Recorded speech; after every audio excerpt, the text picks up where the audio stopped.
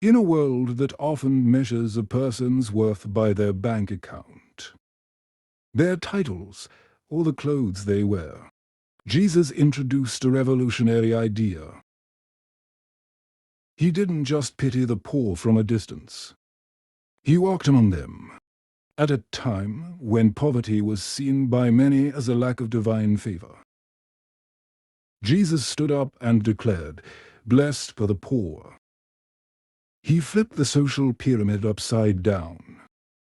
He taught that the true treasures of life are not found in gold or ivory, but in the resilience, the faith, and the humility of those who have nothing else to rely on but God's grace. One of the most beautiful aspects of Jesus' ministry was his physical presence. He didn't just send money or instructions. He sat at their tables. He touched the lepers whom society called unclean. He listened to the beggars whom the crowds tried to silence. By eating with the hungry and the marginalized, he was restoring their human dignity. He was sending a message to the world. These people are not invisible. They are my brothers and my sisters to Jesus.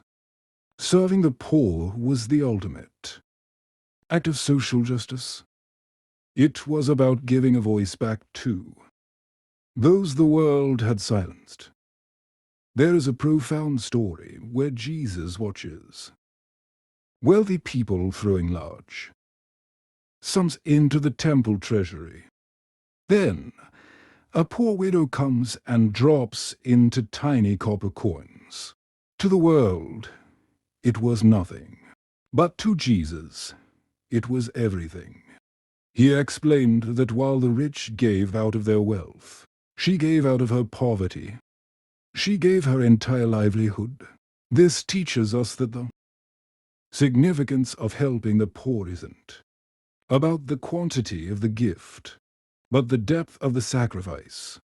It's about the intent of the heart. It shows that even those who have the least often have the most to give in terms of love and devotion.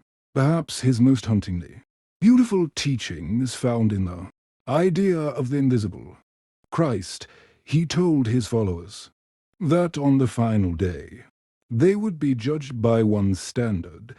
How did you treat the hungry, the thirsty, and the stranger?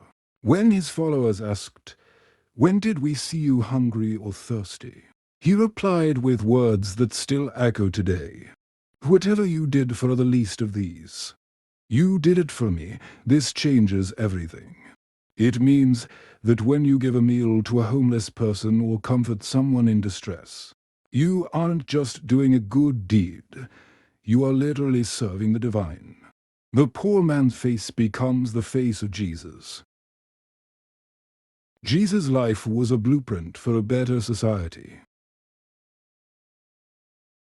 He showed that a community is only as strong as how it treats its weakest member. He challenged the status quo by proving that love is a verb. It is something you do, not just something you feel. He encouraged a culture of radical generosity. He wanted us to realize that our excess is often what someone else needs for survival. By serving the poor, we aren't just helping them. We are healing the brokenness of our own humanity. We are learning that we are all interconnected. As we wrap up today's episode, remember that Jesus didn't just talk about the poor. He became one of them. He showed us that the greatest power in the universe isn't the power to accumulate, but the power to give. So, the next time you see someone in need, don't look away. Realize that in that moment, you have a chance to touch the divine.